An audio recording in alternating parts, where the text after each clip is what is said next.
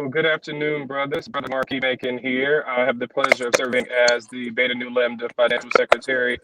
You'll notice I'm in transit today, but definitely not driving, but still very excited to kick off our final financial wellness session for the year.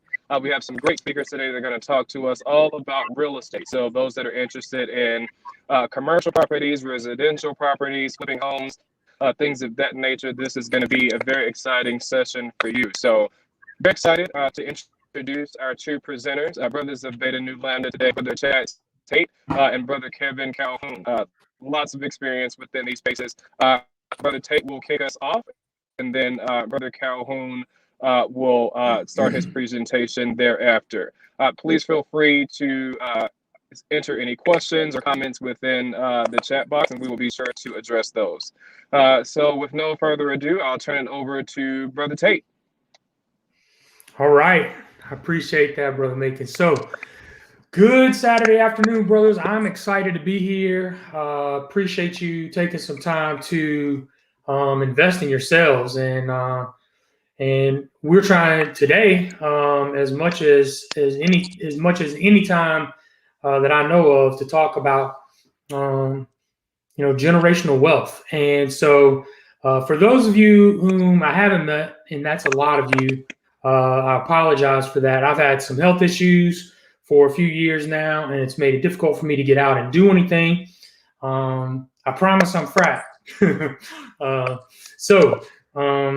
I think it's important just real quickly to know a little bit about who's talking to you, hopefully to help establish credibility, and to give you some insight into where I'm coming from. So I spent about 15 years in corporate America, primarily in human resources.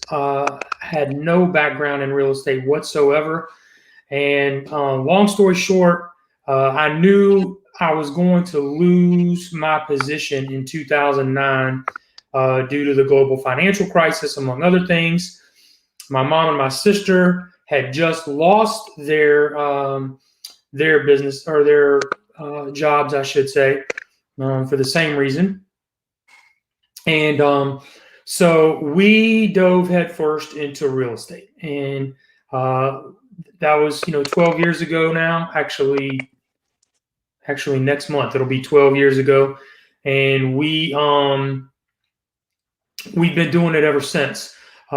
Started out flipping houses, which is primarily what I'm going to talk to you about today, but also doing some rentals, some seller finance stuff, holding notes, buying and selling mortgages kind of thing, which is a little bit more advanced topic.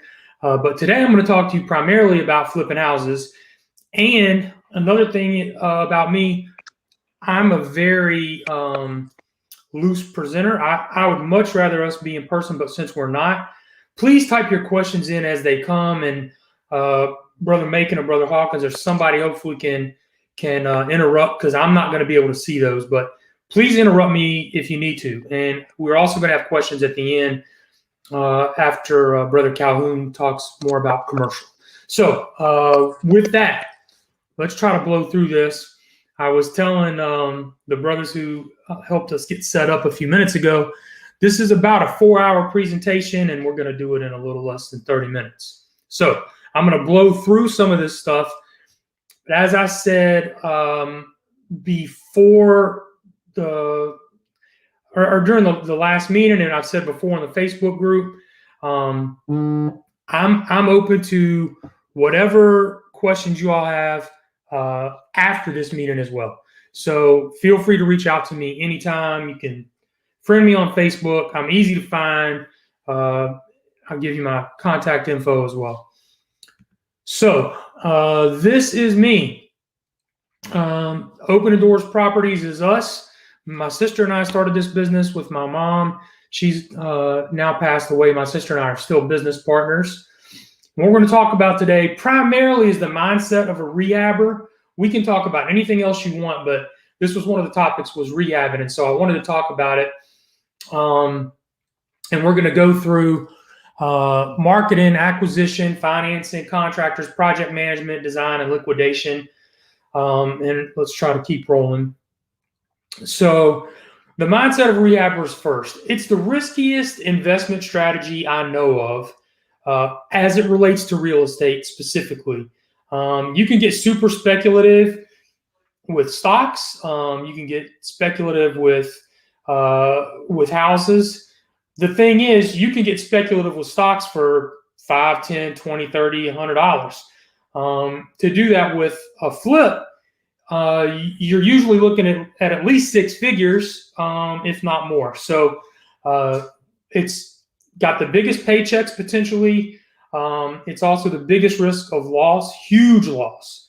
And you have to think about whose money are you losing? Is it your money? Is it one of your lenders' money? Is it, whose money? And how can you recover? So you also have to have a really high tolerance for ambiguity. This market is always moving, as you see right now. It is insane out there right now, which is one of the things we're going to talk about. And estimating the after repair value, and you're going to say ARV a lot, and repairs, which are the two key things you need to know to rehab a house.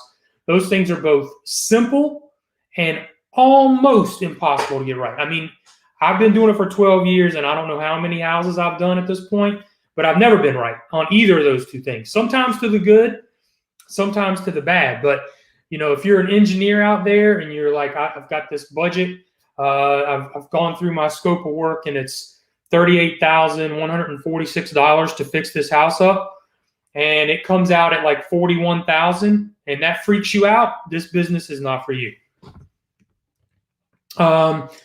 So marketing is how we find deals, and there's a bunch of stuff you can do. I want to say very quickly, in general, the MLS is not where you're going to find this stuff, especially today.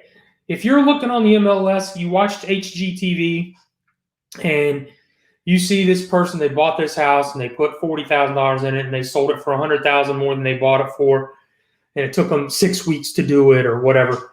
I'll tell you what one of my early mentors taught me. He said, and he was one of the guys that originated Flip This House on A&E. His name's Paul Sagan. And I need to say something else about that in a second. Paul told me that just because it's on something called reality TV doesn't mean it's reality. And that could not be more true than when we're talking about flipping houses. I want to say something else about Paul. So I mentioned before we started out doing rehabs, and we've progressed and done other things I'll talk about as we go. But about 2 years ago, I became a national coach for a company called Fortune Builders. If you haven't heard of them, they're very, very big educational platform nationally. It's not an inexpensive program. It's very expensive, actually. I'm only telling you that because what happened was I fell in love with teaching this stuff. And I started out doing it just sort of as a way to give back, and it kind of became a side hustle for me to the point where now I, consult with new investors all over the country. And so, anyway, that's just important to say because I would be remiss if I didn't say I represent, in some degree or another, on a contractual basis, Fortune Builders. So REOs are great when they're out there. Right now, there's not a lot of them. I've got them on here because these are the things that were easy when we got started. There were foreclosures everywhere. There may be again, but they're not right now. And so if you do see them, though, there are things that you need to know. One, you're not having to spend money on marketing for them. You can sometimes find them from realtors who bring things your way. But you have to consider your competition. So if you're out there and you're looking to get into this business and you're going up against, there's a couple hundred people like me in Charlotte. I know most of them. You're up against us. And so being a strong buyer is very tough to do, especially in today's market. But you need a proof of funds. You need to put down large earnest money deposits for these things because everybody's clamoring for the same stuff. Your contingencies can be a big issue if you have either a financing contingency or a repair and inspection contingency. That can be an enormous drawback to you being able to close on those deals or even get them under contract, because my offer is going to sound like, I see your price is this, my offer is this, I don't need any contingencies, I can close as soon as title comes back, so 4 or 5 days max, and here's $20,000 earnest money deposit so that you can see that I'm serious. So I would not encourage anybody who hasn't done at least a dozen of these to make an offer like that, which is why I'm saying it can be tough out there to find these deals, and we're going to talk more about other ways to find these deals. But the risks are you're putting up big earnest money deposits, and even with the foreclosure, believe it or not, there can still be liens out there that you didn't know about. Sometimes they're IRS liens. Sometimes they're just judgments that aren't necessarily connected to the property, but they're connected to the seller. I've seen weird stuff. Child support would be a good example, where there was like $100,000 of child support attached to the seller, which meant he couldn't sell the house to me because he wouldn't have enough proceeds just to cover that. Just depends on where you are. A lot of this is somewhat regional. I got a great deal on this house. Okay, so marketing. This is how we find deals today. So there are things like direct mail, which is junk mail. You get a ton of junk mail all the time. Some of that's from guys like me. You also are probably getting text messages. You see that at the bottom of my page here. Those are also from guys like me, and it's a way to get to as many people as possible. You also probably get junk mail from realtors. Hey, list your house with me. This house sold in your neighborhood for this. The reason junk mail is so popular isn't because people like it, right? It's because it works. There are people out there who are looking for what I do, which is, in general, what I do is I solve somebody's very, very complex problem. Just to give you an idea, my first deal, the woman called me off of a bandit sign. You've seen those "We Buy Houses" signs. She called me off of a bandit sign, and she was crying on the phone. She said that she was in foreclosure, and she just found out today. I thought that just did not seem possible. And I was brand new, so I didn't know how all this stuff works. She was still on title with her estranged husband and still on the mortgage with her estranged husband. They hadn't lived together in years. He was a white-collar drug addict and brought some friends home from rehab, and they started renting rooms out from the house that she used to live in with him. She'd moved on with her life. She was a nurse, had a new boyfriend, new place, but their divorce just wasn't finalized. He'd started renting out rooms to these druggies, and as opposed to him taking the money and paying the mortgage, he was just buying more drugs. So these are the people that I can help, oftentimes better than a real estate agent. The house was a disaster. There's no way that he could have had showings, or it was just a mess. Financially, they were getting ready to go through foreclosure, so they needed somebody who could move quickly. So that's who I'm out trying to find. I'm trying to find people who need my help. Either the house is in immense distress, the seller's in immense distress, or both. So wholesalers and bird dogs. Wholesalers are people that don't necessarily do rehabbing, but they're marketing out there to find these deals, and they sell them to guys like me, or potentially to guys like you. And then bird dogs they don't even go that far. They don't get the houses under contract. They just drive around looking for houses and write them down and send them your way. Driving neighborhoods, we call this driving for dollars. This is probably one of the most underutilized marketing strategies I know, because it takes time. And most people, especially if they're working a full-time job, don't have time to just go out driving neighborhoods every day. Bandit signs I talked about. The internet, yes, we have a website. Yes, we use social media. Yes, you can buy leads off the internet. You can spend gobs of money. I've spent tens of thousands of dollars on things like SEO. But again, we're in a super competitive market. And so getting near the top of Google with SEO, I found, is very, very difficult. Courthouse auctions can be good. You can buy houses on the courthouse steps. The challenge with that is it's a black box. You don't get to go walk it and see if you like it. You can't go inside legally. And you have to put down 5% of the purchase price in cash or, a certified check or something at the courthouse to get these properties. And texting and cold calling we talked about briefly. All right. I've got 66 slides. I'm on slide 8. So I'm going to blow through this. So acquisition.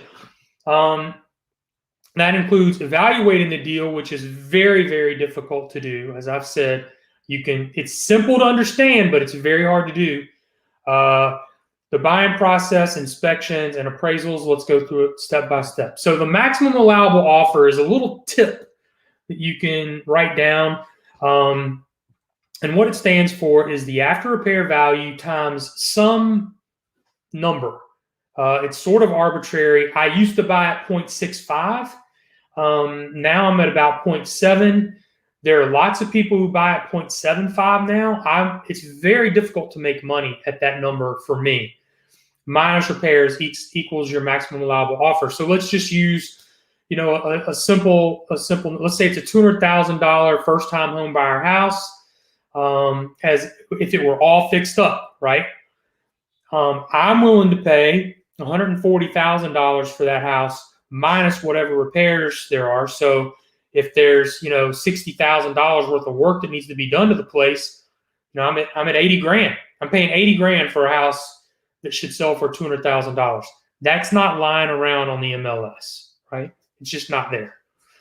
So setting the ARV is very important. You use closed comps, not the actives. The actives and the pendings, they don't really help you know what's selling for what right now.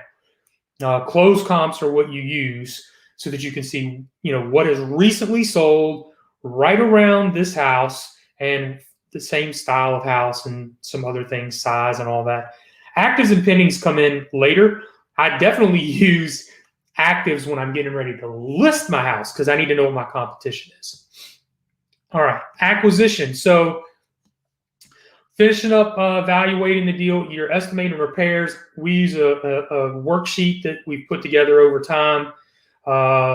We started with something that's proprietary, and we've modified it to some degree, but it's still not something that, in case you were wondering, just to answer this question in advance, I can't share that with you, but I have other resources that I think are just as good for somebody who's looking to flip houses.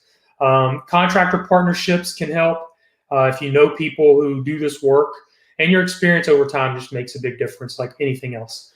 Fixed costs are things that most people don't think of, like when they show you this flip this house stuff on HGTV.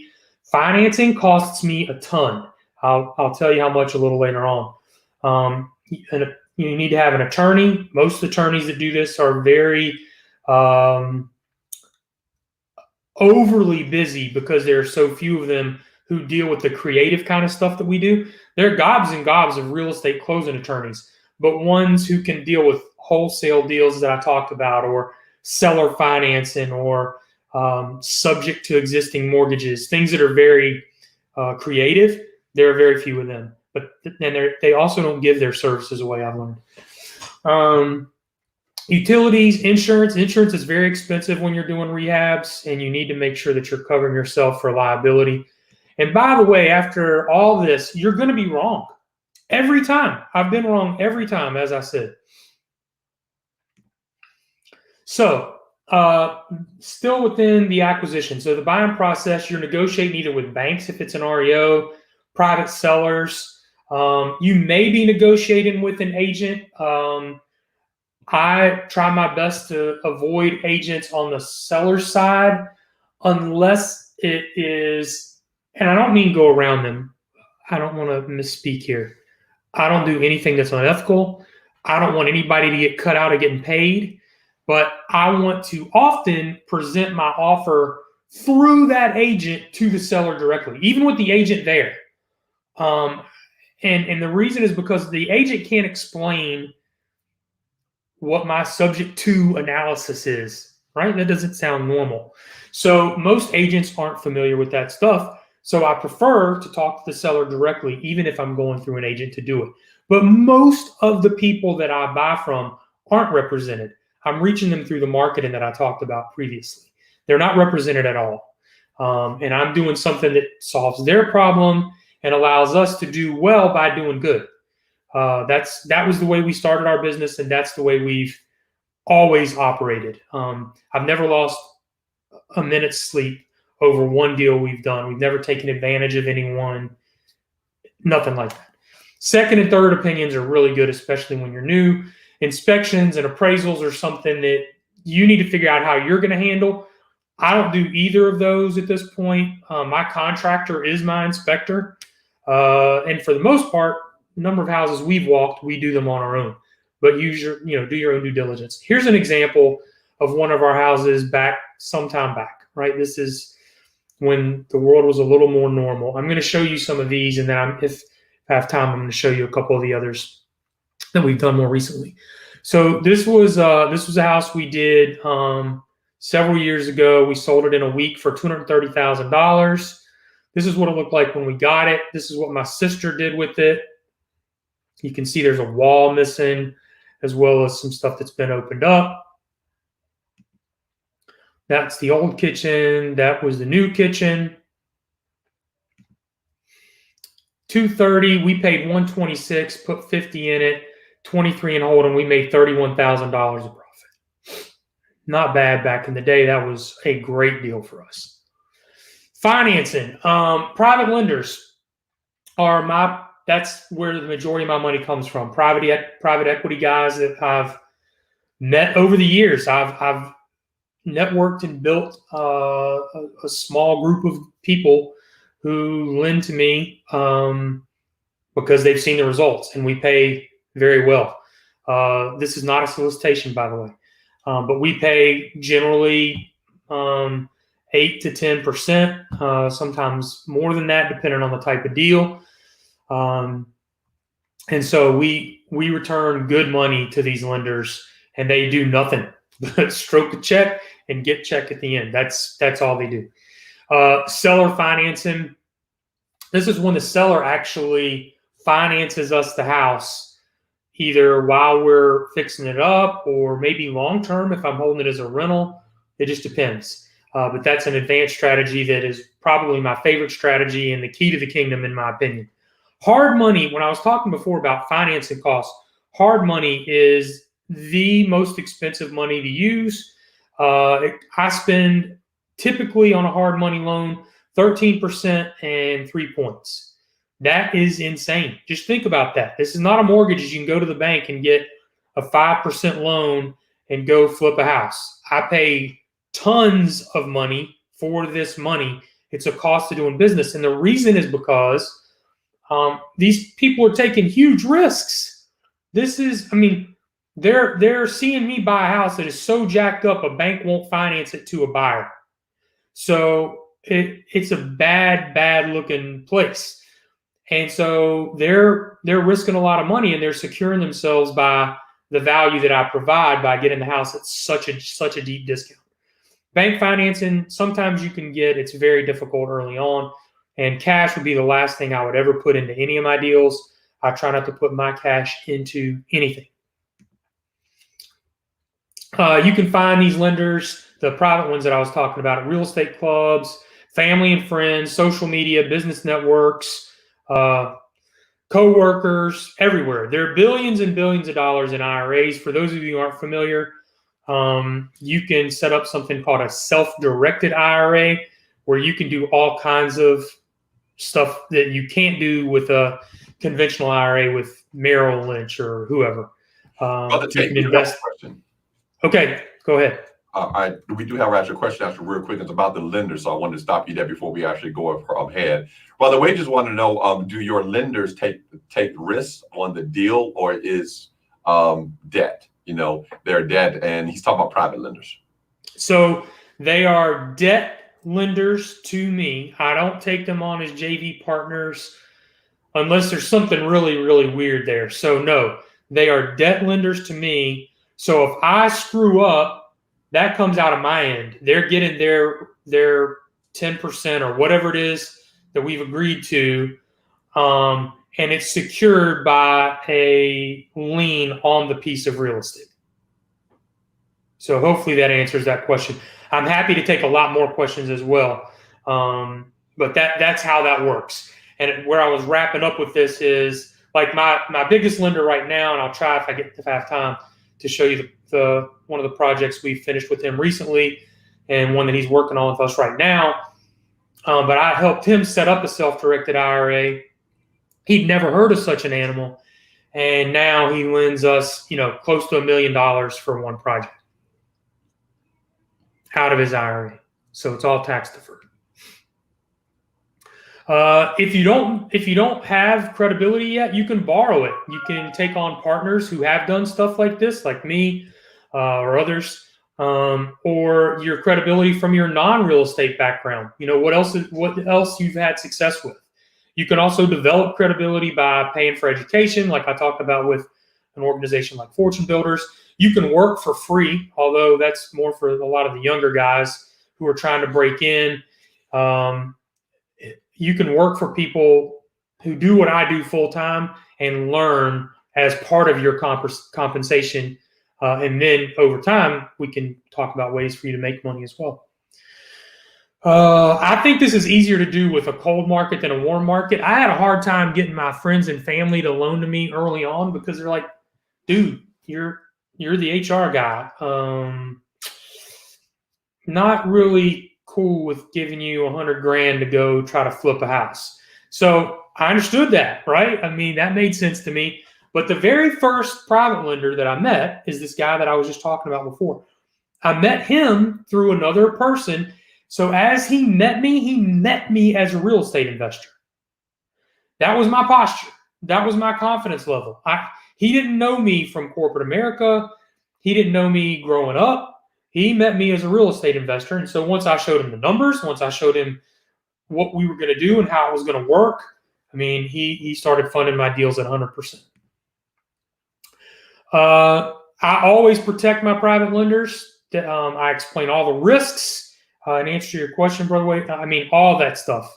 I explain how the security works. It's a full, attorney closing with, the security instrument being recorded with the courthouse, with whatever county that we're doing the deal in. There's a note and a deed of trust. In North Carolina, it's a deed of trust. In other states, it's called a mortgage. Seller financing, I'm going to blow through some of this stuff. We're running out of time. But your seller becomes your bank. Subject to means you're taking over somebody's mortgage who's in trouble, generally for a very short term, and then you're paying it off when you sell the house. Hard money I talked about, bank and cash. Contractors, you can do it yourself. You can have a GC. You can sub it out. Contractors are the most expensive, maybe, unless you don't know what you're doing. We use general contractors. I mean, I've been doing this, like I said, for 12 years. I don't swing hammers. I would much rather be looking for the next deal. It pays me better to negotiate and find new projects than it pays me to be a contractor, especially because if I were our contractor, nobody would ever buy any of our houses. That is not my forte. You can do more volume with contractors because they can spread themselves out. You have less control. You also have less liability because they're taking on some liability. You can sub things out instead of do it yourself. You can sub out the subs and you run the project. There are some things that are important to know here. Like if you get over a project that's over $30,000 in North Carolina, you have to have a general contractor. You need a scope of work, documentation, oversight materials, and punch lists and warranties as you're managing the project. This defines your project. The scope of work controls your budget, manages your schedule, minimizes miscommunication. You get all of this done in advance. You check on their licenses, their insurance, have an independent contractor agreement. We have a pay schedule that we've agreed to, a lien waiver so that they can't put mechanics liens on our houses as we pay them, because we pay them. How involved do you want to be? How are you going to relate to the contractor? How involved is your lender going to be? That can be important. I don't want my lenders traipsing around offering me ideas about the quartz that we selected for this kitchen. Who's buying the materials? How are they getting to you? Punch lists and warranties. It's amazing to me how tough it is to close a project out. You get to the end and it's like nothing can get closed out. I don't know why that is, but just assume nothing and hold your contractors accountable. I'll show one more example, and then I'll wrap without covering the rest of this. Like I said, I'll have time to talk to brothers later, and I'm also going to stick around for questions. As long as y'all are here, I'll be here. So here's Captain's Watch. This is the bath, kitchen. This house, back in the day, $122,000. I paid $55,000 for it. We put $18,000 in it. It was $13,500 for the holding, which included all that finance and attorneys, etc. We made $36,000. That was on about, I don't know, 2 months, 3 months. So design. There's a bunch of stuff we didn't get to. This is Furman. This is in Madison Park, if you know where that is. That's outdoor living. That was the old carport, and we turned it into a pergola. $253 was the ARV. I paid $93 for it. Put $78 into the rehab, $25 in those holding costs. And we netted $57,000. I'm going to quit there. I'll just show you briefly where we are today. Hopefully this will work. These are the projects that we're working on now. I think this is the screen I'm sharing. This is one we just wrapped up. Sold it for, I think we sold it for $700,000 last summer. And this was new construction, which is what we do today. I still do rehabs, but we also do new construction. And then, Brother Hawkins, can brothers see this the way I'm showing it? Or Brother Macon? Well, hopefully they're with me still. And this is another one of the new construction houses we did a couple of years ago. This is in South Park. It was about, I think we sold this one for about 1.35, something like that. So that's where we are. That's what we do. There's a ton to go through. Like I said, it's a 4-hour class, and I did my best to get through it in 30 minutes. Okay. And I'll leave it there, brothers. Yeah, I can't see the screen right now. You cannot? No, sorry. I just see your background again right now. How about now? There you go. Move it over there. There we go. Okay, so that's the one that I'm sorry, bros. This is the one that was 1.35-ish, I think. And this is the one that was new construction last summer. It's in Belmont, not the city, Belmont neighborhood. We sold it, I think, for $700,000. So, and we're in the middle of a new construction house right now in Davidson, a rehab in McCrory Heights, if you know where McCrory Heights is. We've got another one in East Charlotte. So I'll leave it right there, Brother Hawkins. Okay, awesome. So, brothers, you have any questions? Go ahead. I should put in the questions. We'll go for a couple of minutes with any questions for our Brother Tate. And we'll wait for the delay because there's a little bit of delay on it. And we're also going to go ahead and bring on Brother Calhoun and stuff. Brother Calhoun, if you have any All right. Can you guys hear me okay?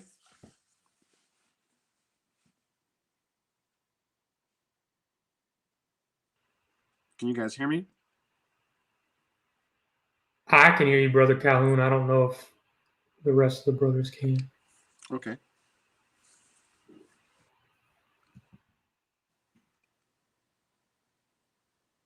I can't hear anything else. Can you hear anything else? I cannot.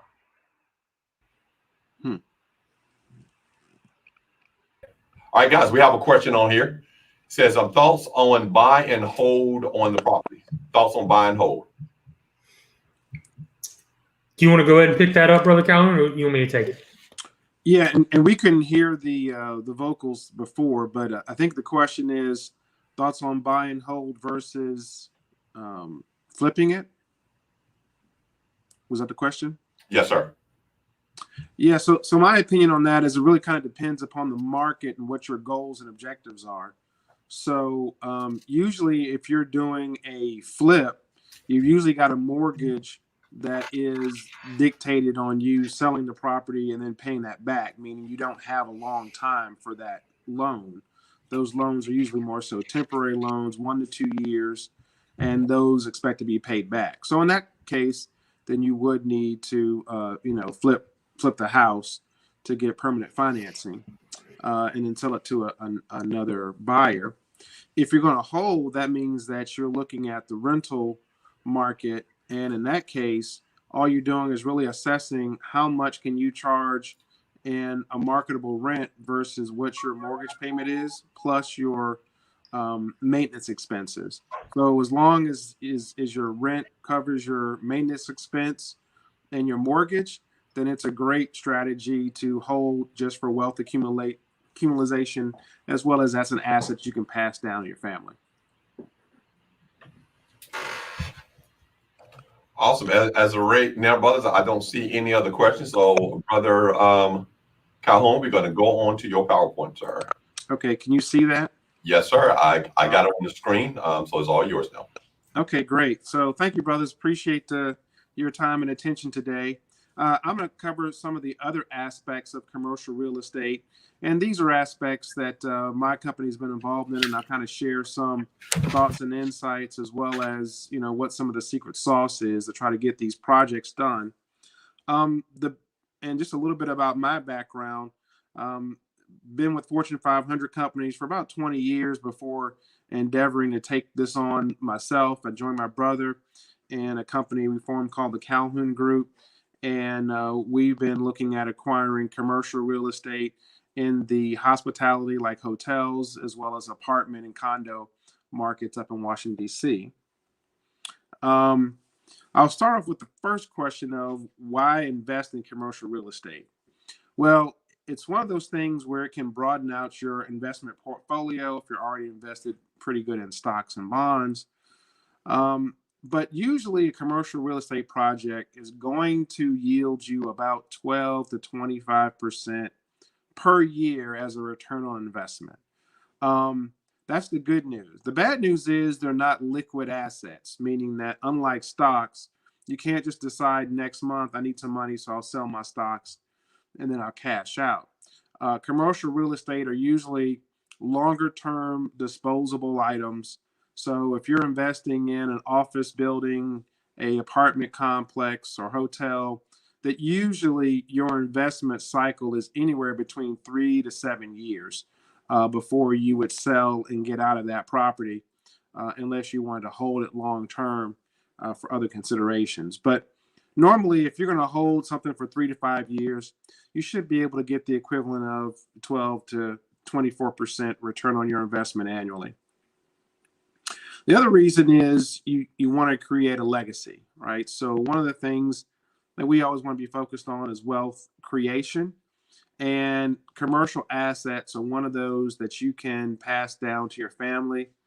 And one of the other great things is that it's what my father always preached: what's money in the mail, meaning that it's an absentee ownership type of asset, right? So if I own an apartment complex and I hire a management company to manage it, I'll pay them a percent of the profits, and I make money in the mail. those rent checks, those profit checks, they just come in the mail.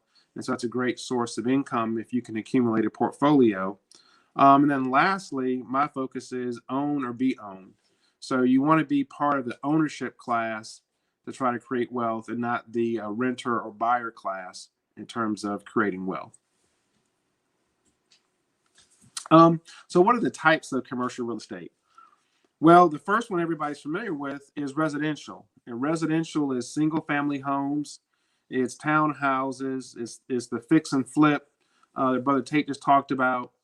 And that is usually going to be one single family or just a small cluster of families that's going to live in that domicile. The second is multifamily. Now that's apartments, that's condos.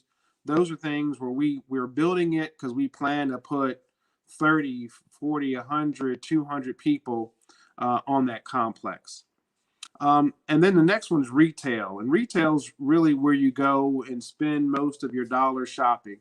So that's going to be everything from your going to Concord Mills. That's going to be little small strip plazas that may have your dry cleaners in it. That's going to be fast food. Anything that you're going to go have brick and mortar as a commercial buy and sell. And one of the fastest growing segments is industrial. So that's warehouse space, industrial parks, as well as, stuff like Amazon, right? So when the malls die, it's not because people aren't still buying the same things. It's just that all that goods being shifted from on the shelf at the mall to in an Amazon warehouse about to be shipped out to your door. And then finally, it's hospitality, which are hotels, timeshares, resorts. And then the last one is mixed use, which allows you to be able to put multiple combinations on the same project based on the zoning that exists. So what I'm going to do is kind of step through examples of a few of these and how those deals are put together. So kind of that first example, we already went through this, so I won't go through it much, but that's a residential play. These happen to be some conversions that we did a couple years back in Washington, D.C., where we would do just a house flip. You go in, you refurbish it, you subdivide it, and then this would be an example of how those deals would be structured. So this particular case, you can see the before. It was a townhouse in Washington, all along with what was typical for that area. We did a full gut renovation. You can see the picture to your lower left. We took out the floor, the ceiling, everything, and just totally rebuild the interior. We added a third level, and we added the back staircase. So when you look at the after, what you see is that was a particular project where we doubled our money, and total revenue from that is we got 1.9 million. Your total project costs were 1.1 million. And so once you pay back your note, your investors, we made a pretty good profit in that particular one. And that's just an example of how the numbers look if you're in a high barrier to entry market like Washington, D.C., in that fix and flip area. And we've got about 20 of these projects right now we're working on in Washington, D.C. For the fix and flip. Next is kind of examples of of multifamily. And so these would be getting into your larger apartment complexes, your actual full neighborhoods. And we've done several of these multifamily. This is where we're spending most of our time now because of the effect of the coronavirus. You can see them building apartments all over the place. That's because you can get financing from almost any lender to build apartments. So it's a lucrative business right now.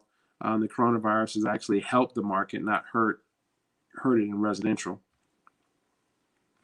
And then another example that I'll show you just on a mixed use development.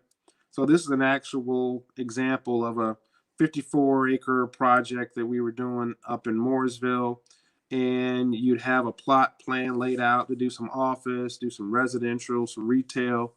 And you can see through that, there's multiple buildings would be, multiple assets that you would put on that, and you would do the master development of something like that. And this just gives you some schematics of things of what, those typical type mixed use developments are. And you'd have to come out and lay out the plans and get those approved with the city. So what do the financials look like? So this is an example, this is a real life example of, that project. So what it says in the deal summary at the top, so you can see the cost to buy the land, improve it, and build kind of just to the pad level. That means you just put the streets in, and it's now available to be sold in parcels to potential buyers. That was about 19 million.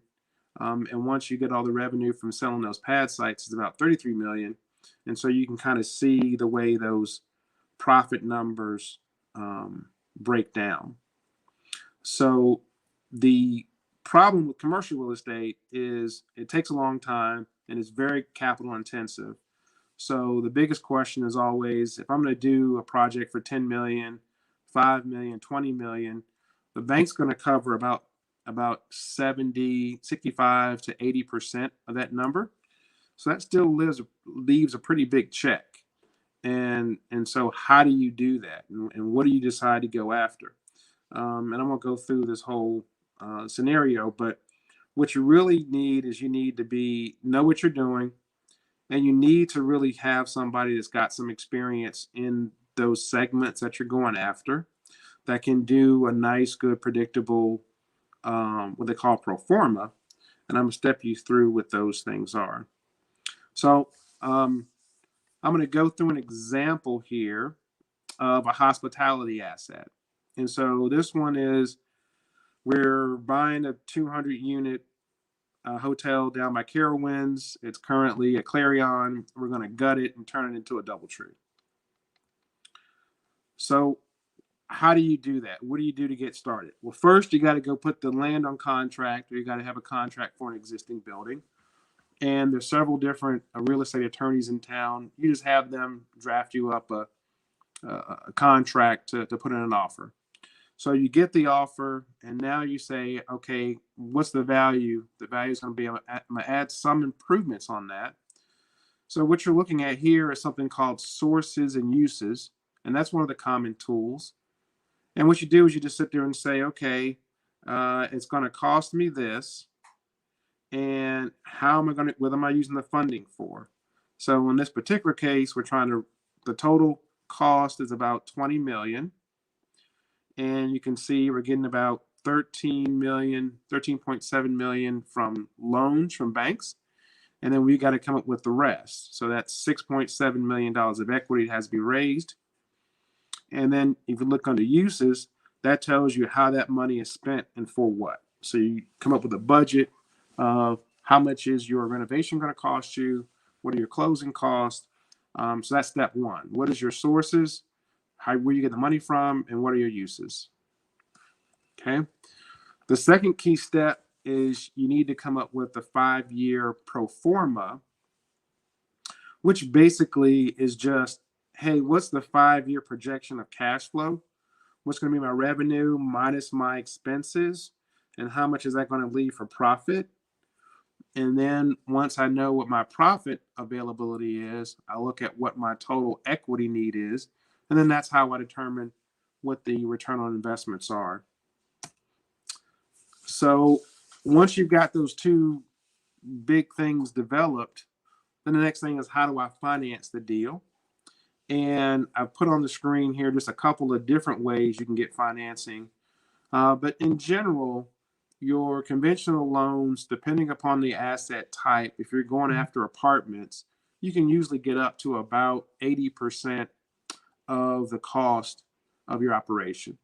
If you're doing a renovation, then you normally can get about 65% of the after repair value, which means after I fix it up and I know what that cost, I know what that market value is once it's fixed up, the lenders will give you 65% of that number that they'll validate with appraisals. And you can see the various other areas there that are sources for getting loans done. And part of it is just finding your way through. There's several brokers that you can use that they go out and they find companies that will provide financing for you. And I would suggest using some of those. Brother Calhoun, we got a question for you. Sure. Okay, the question, sir, is what is the minimum investment that the Calhoun Group will take from an investor in an LLC to raise money for a project? That's a great question. At this point, we've used $50,000 as our generic smallest investment, but honestly, it's been 10,000. So what we tend to do is that we'll set that as a general threshold. But if we have intimate knowledge of the person and know that they understand the investment they're getting into, that will go down to 10,000. Oh, good. All right. That's no other questions, sir. You can continue. Okay. So I'm gonna spend a little bit of time on this slide because this is the part that is the hardest usually for folks in our community to get past, right? Which is the financing component. Why? Well, unless you have previous experience, getting $10 to $15 million commercial loans, there's usually a test for being able to be qualified. And usually what they want is somebody that has kind of a what they call a personal financial statement that says, hey, I've got at least $5 million worth of assets or $5 million worth of net worth. And if I have that, then I can get a loan for $5 million. There's ways to get around that, but usually what's required is for you to get a couple of two people who, have maybe a 401k, you have some experience, you maybe have some homes from doing some house flips that you're renting, and you can kind of amass enough credit to get those loans. Unlike your personal loans, in the commercial space, your credit score usually doesn't matter at all in qualifying for loans. So, you can't have jacked up credit, but you could have a 610 score and get a $10 million commercial loan as long as you had the additional assets or someone else was with you on the loan as guarantors that had those assets. That's really what the bank looks at. They're looking at the deal a little bit more than they're looking at the credit worthiness, so to speak, of the borrower. And so a lot of that happens through crowdfunding and private loans. So I'll spend some time on crowdfunding and syndication. What that is we just go and get 10 of our buddies, 20 of our buddies, and if the minimum investment's 100,000, then I just find 10 people and we each put in 10. Now we got 100,000 and we just invest as a group. You just form an easy single purpose LLC to do the investment. You come together as a group, you pull your money together.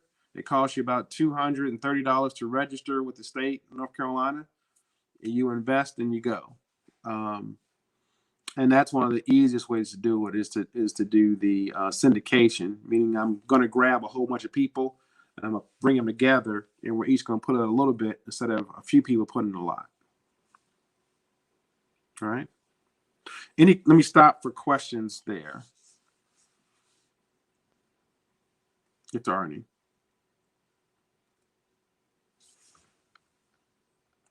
All right. So let's go through a case study of what is the bank looking for and what the investor's looking for. Well, what they're looking for, and this is an example of a conversion that was done, and I'll just show you kind of the before and after. So the top row is the before. You can see the first picture is what the building used to look like. The bottom picture is what it was converted into. It's the same exact bones. They went and just did a facelift on the outside. Then the second middle picture is you can see what the rooms used to look like in this example. and you just switch out all the equipment, you bring in new carpet, and you fix it up. And for doing that, you add value. Okay. So this was a hotel that was purchased for $5 million. They put another $7.5 million in renovations, and they sold it for 37. So if you do the math there, that's not a bad, return on investment.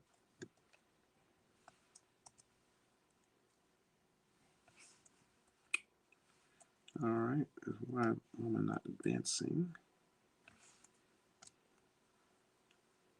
Okay.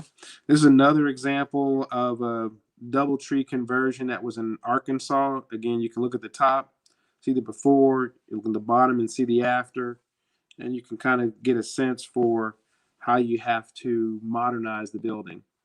So this is a project we're currently working on. This is at Carowinds. At the top, you see the way it currently sits today, what that looks like. And at the bottom, you can see the artist renderings of what we plan on turning it into in the next year.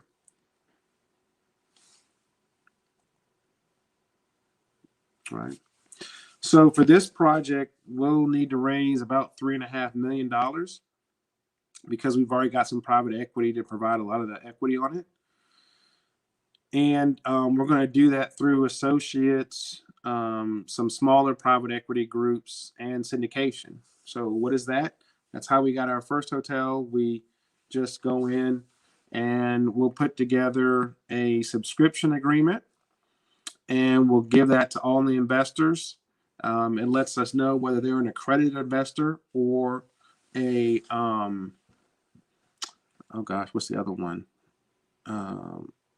Sophisticated investor. They'll get a subscription agreement that tells them the number of shares that they're buying at what price. That will be their stock ownership in the company. And then we'll have an operating agreement that details how the partnership will work together on a going forward basis once you have bought the property. And then there's usually two roles in an investment. You're either a limited partner, which means that you're more of a passive investor. You're not worried about the day-to-day operations. You morally have a review type of role, a quarterly meeting. Almost you operate like a board of directors. And then the general managers are the managers running the project, making sure everything's happening. They manage the day-to-day and work with all the employees. And so those are the two roles. And usually the limited investors will cover up to 80 to 100% of the equity that's needed. And sometimes the general partners will put in about 20%, but really they're getting about 50% of the deal because of all the sweat equity they're putting into it. I mean, these are full-time, 24-hour-a-day roles. And so that's their payment for compensation is they get sweat equity in the deal. All right. Let me pause here and stop for any questions.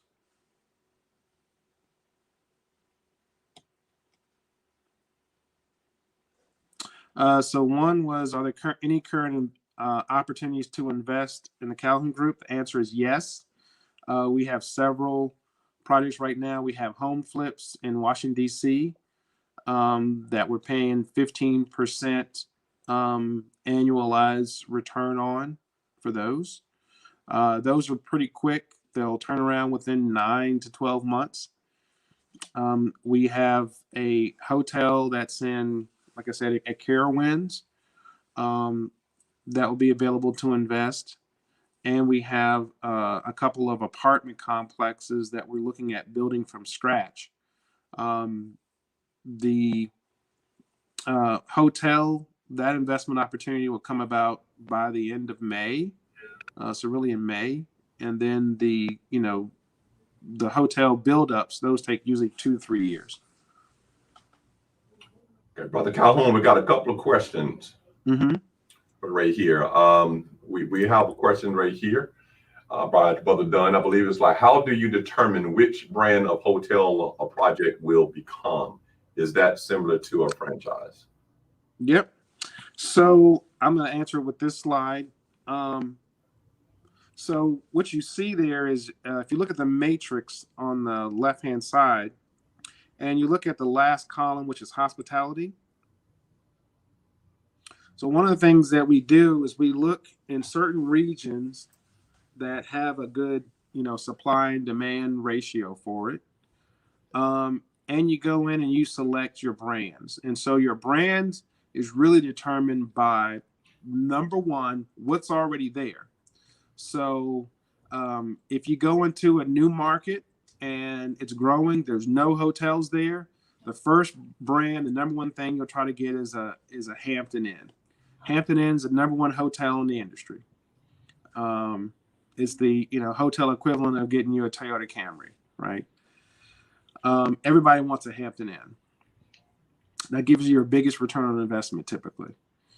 Number two, if you can't get a Hampton Inn, then you get a Residence Inn by Marriott. That's the extended stay with the refrigerator and everything else, because that's the next most profitable. If you can't get those, then you would typically go in and get any other secondary Marriott or Hilton select service property you could. A Courtyard, a Hilton Garden Suite, Hilton Garden Inn, a Spring Hill Suite. Those are your next brands. And then you would get to your Holiday Inn Express or your Hyatts, your Hyatt Place, your Hyatt House, and then ultimately down to Choice. So the way I listed those on the slide is really the preferred order of your franchise based on the market value and the number of customers they bring in. Okay, there's another question for you. It says, for your hotel properties, is the overall goal is to buy or update and sell, or buy or update and keep it? Yeah, that's a great question. And it really kind of depends on the market. So the hotel asset that I own here in North Charlotte out in Huntersville, the strategy there was to buy, keep it for about 5 to 7 years and sell it, right? And that was just to take advantage of what we thought was going to be a nice up cycle. The coronavirus came in and kind of took the hotel industry out for 2 years. So, we kind of lost all growth and appreciation for 2 years because of COVID. But in general, what you want to do as a strategy is you usually plan to exit a hotel purchase in 5 years, 5 to 7 years. And the reason is the major brands of Marriott and Hilton usually require a major update in your franchise agreement every 7 years. So that means every 7 years, you got to go in and pull out the bids, put in new bids. You got to put in new carpet. So that becomes a major capital expense. So most people tend to sell before they go through a major renovation to the new owner, and you maximize the value out of the current furniture that you have. Hey, that's a good question. I have a question to follow up on that then. Would that new owner be the one that has to do that update?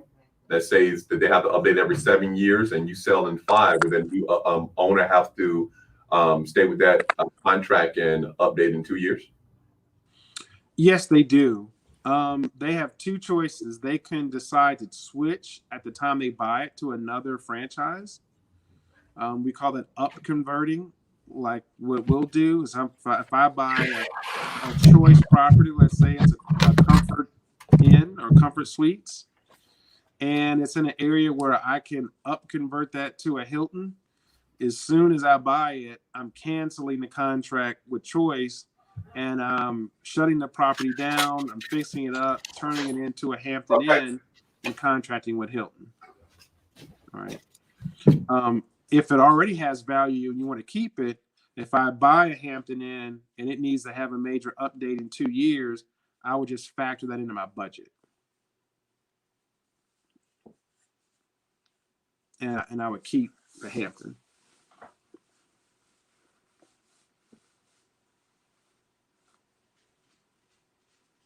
And I'll provide an opportunity for the brothers, and I don't know what the right vehicle is, but I'll provide some information for folks that may have an interest and want to get involved in some of these projects, since the question came up.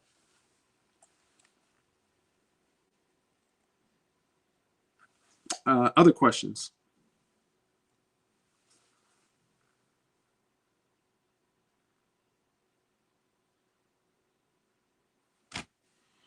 I see a question about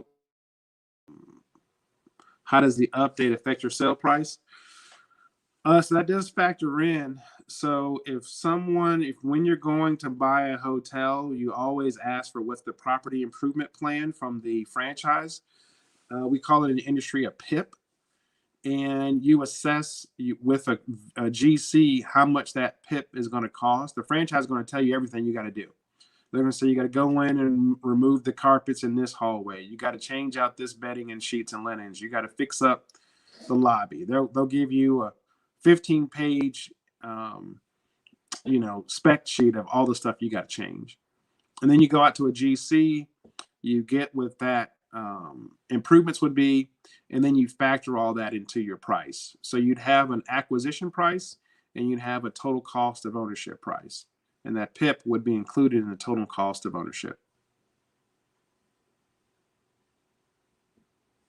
Did you answer this question, Brother Colonel? How does the update requirement affect your sales price?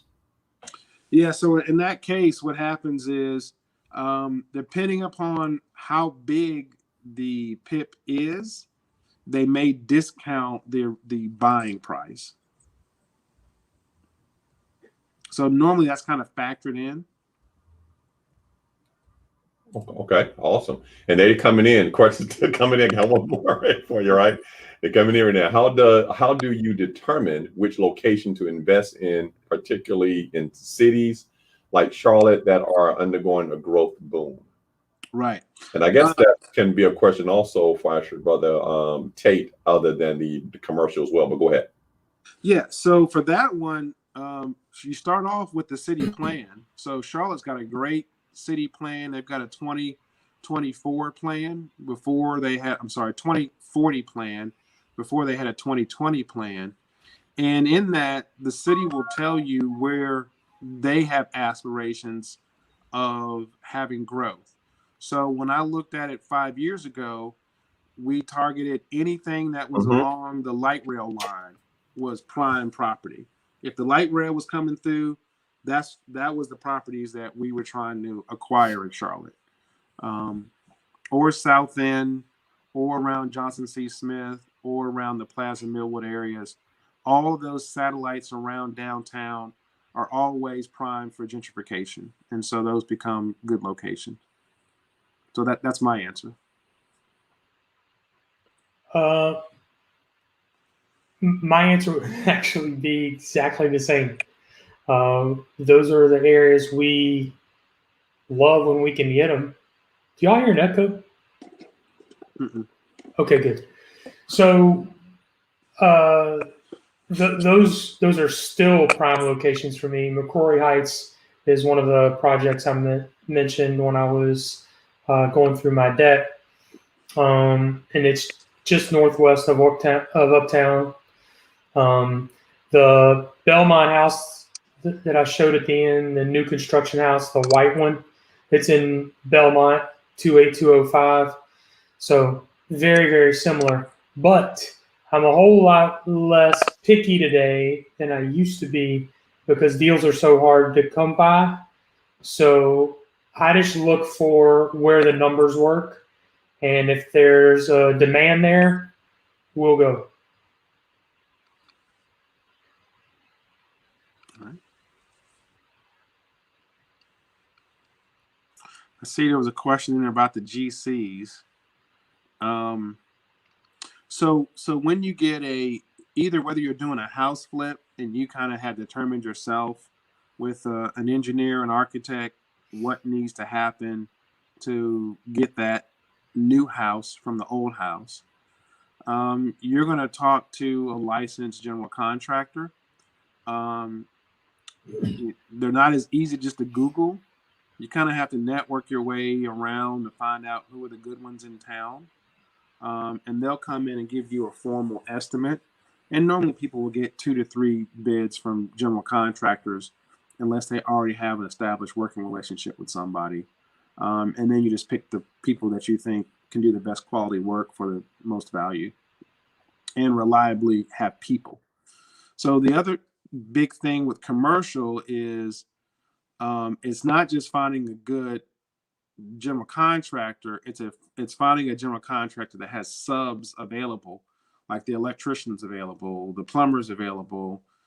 Because what happens is in a competitive market, those people are torn in multiple ways, and you'll have people just abandon your job for a more lucrative big job somewhere else, and you're sitting there just waiting to get tradespeople to come in and finish up your work.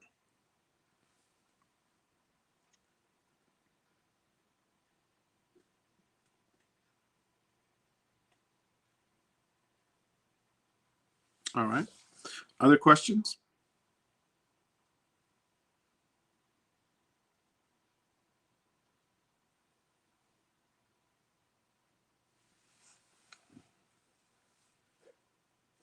Can you guys hear me?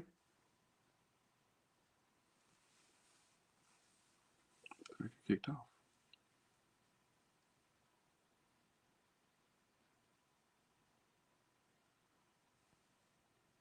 Hello?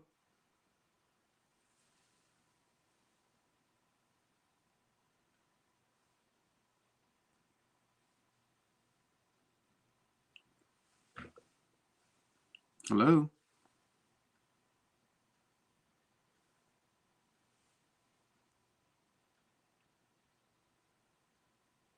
Okay.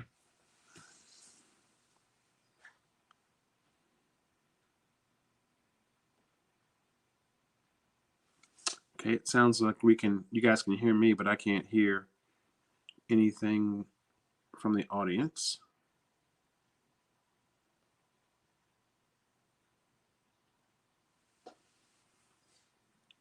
All right. Thank you, guys.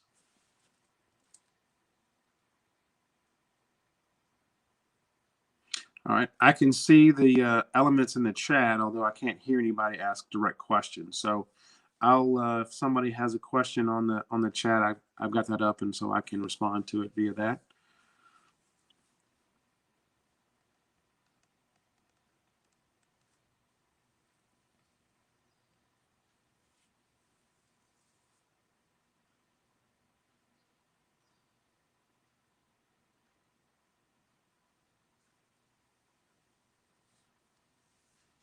All right. The one of the things that I'll share with everybody is there's really two items you need to get comfortable with and you should research. One is understanding the difference between what an accredited investor is, accredited investor, as well as what is a sophisticated investor. So when you're investing in a private asset that's not available to the public, like stocks that are traded on the Fortune 500 or the NASDAQ, you'll need to be either a accredited investor or a sophisticated investor to join a private investment. And that just really has to do with your knowledge about being able to read balance sheets, profit loss statements, income sheets, and be able to assess the risk of the investment. And they determine that you can assess the risk of an investment if you've got $1 million in assets, if you make over $300,000 a year, if you have an experience in buying and owning homes. So there's different ways that you can qualify. If you've got a Series 7, those are all ways you can qualify. But we have to make sure if I have a new investor who's never invested before, that we're going through and making sure they fully understand the risk and reward for an investment.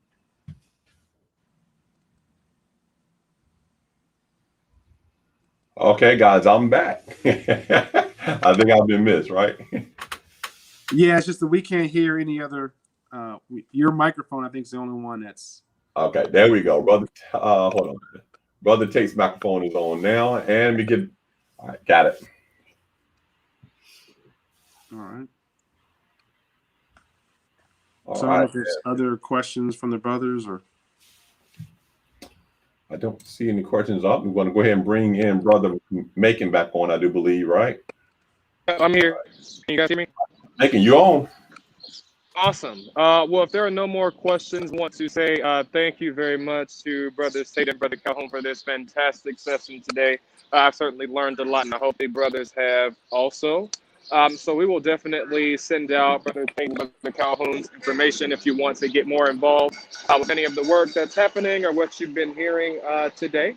Apologize for the background noise. But yeah, so we can definitely get that information out. And so if nothing else, we will go ahead and adjourn our session for today. And we hope you all have a great afternoon. All right. Thank you, brothers. Appreciate it. Appreciate it.